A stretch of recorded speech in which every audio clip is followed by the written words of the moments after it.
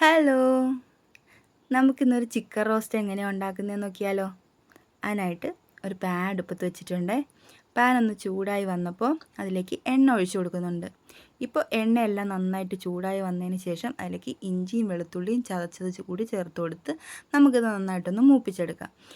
ഇഞ്ചിയും വെളുത്തുള്ളിയും ഞാൻ 8-10 വെളുത്തുള്ളിയും 1 ഇഞ്ച് നീളത്തിലുള്ള ഇഞ്ചിയും ചതച്ചതാണ് ചേർത്ത് കൊടുത്തത്. പിന്നെ ഇതിലേക്ക് ഒരു പച്ചമുളക് അരിഞ്ഞതും കൂടി ചേർത്ത് കൊടുക്കുന്നുണ്ട്. ഇനി ഇതും നന്നായിട്ടൊന്ന് മൂത്ത് വരുന്നത് വരെ വഴറ്റി കൊടുക്കാം. ഇതൊന്ന് മൂത്തതിന് ശേഷം ഇതിലേക്ക് 2 മീഡിയം സൈസിലുള്ള സവാള ചെറുതായിട്ട് അരിഞ്ഞത് ചേർത്ത് കൊടുത്ത് നമുക്കിന്ന് നന്നായിട്ട് വഴറ്റിയെടുക്കാം. പിന്നെ ഞാനിവിടെ എടുക്കുന്ന ചിക്കൻ 1/2 കിലോയ്ക്ക് താഴെയാണ്. അപ്പോൾ ഞാൻ അതിനനുസരിച്ചാണ് ഇവിടെ ഇൻഗ്രീഡിയൻസിൻ്റെ അളവ് കൊടുക്കുന്നത്.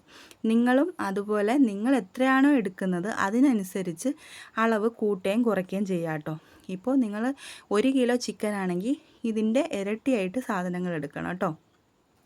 ഇനി ഇതിലേക്ക് പാകത്തിന് ഉപ്പും കൂടി ഇട്ട് കൊടുത്ത് നന്നായിട്ട് വഴറ്റിയതിന് ശേഷം ഇതിലേക്ക് മഞ്ഞൾപ്പൊടി, എരിവിന് ആവശ്യത്തിന് മുളക് പൊടി, മല്ലിപ്പൊടി നമ്മൾ കുറച്ച് മാത്രമേ ചേർക്കുന്നുള്ളൂ. അധികം മല്ലിപ്പൊടിയുടെ ആവശ്യമില്ല. കുറച്ച് മല്ലിപ്പൊടി, പിന്നെ കുറച്ച് ഗരം മസാല കൂടിയിട്ട് നന്നായിട്ട് ഇതിൻ്റെ പച്ചമണം മാറുന്നത് വരെ ഒന്ന് വഴറ്റി കൊടുക്കണം.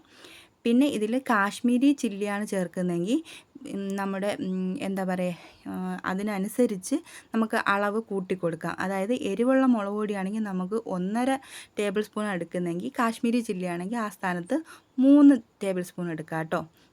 ഇപ്പോൾ ഞാനിവിടെ എരിവുള്ള മുളക് പൊടിയാണ് ചേർത്തത്, കാശ്മീരി ചില്ലി ചേർത്തിട്ടില്ല കേട്ടോ. പിന്നെ ഇതിലേക്ക് നമ്മൾ കഴുകി വൃത്തിയാക്കി വെച്ചിരിക്കുന്ന ചിക്കൻ ഇട്ട് കൊടുത്ത് അതിൻ്റെ മസാല എല്ലാം അതിൽ പിടിക്കത്തക്കവണ്ണം നന്നായിട്ട് ഇളക്കി കൊടുത്തതിന് ശേഷം ഇതിലേക്ക് അരമുറി നാരങ്ങയുടെ നീര് കൂടി ഒഴിച്ചു കൊടുക്കുന്നുണ്ട്.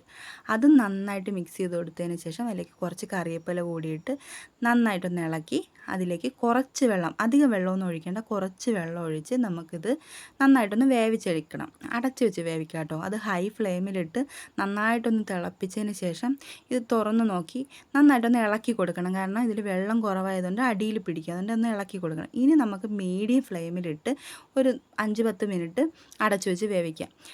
എത്ര അടച്ചു വെച്ച് വേവിച്ചാലും ചിലപ്പോൾ അതിൻ്റെ അടിയിൽ പിടിക്കാൻ ചാൻസ് ഉള്ളതുകൊണ്ട് ഇടയ്ക്കിടയ്ക്കൊന്ന് തുറന്ന് ഇളക്കി കൊടുക്കാൻ മറക്കണ്ട.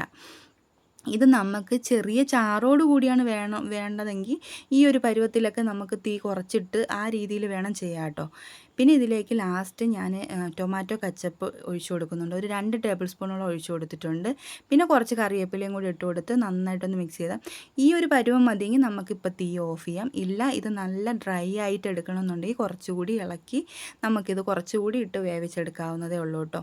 ഞാൻ ഈ ഒരു പരുവത്തിലാണ് ആക്കിയെടുക്കുന്നത്. കാരണം തണുത്ത് കഴിയുമ്പോൾ കുറച്ചുകൂടി ഒന്ന് വറ്റി വരും.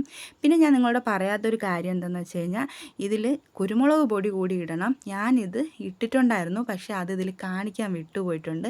നിങ്ങൾ മറക്കാതെ കുരുമുളക് പൊടി കൂടി ഇടണം. കാരണം അതിൻ്റെ ഒരു ഫ്ലേവറും കൂടെ ഉണ്ടെങ്കിൽ ഇത് പ്രത്യേക ടേസ്റ്റ് ആയിരിക്കും. ഇഷ്ടപ്പെടുകയാണെങ്കിൽ ലൈക്ക് ചെയ്യാനും സബ്സ്ക്രൈബ് ചെയ്യാനൊന്നും മറക്കരുത് കേട്ടോ.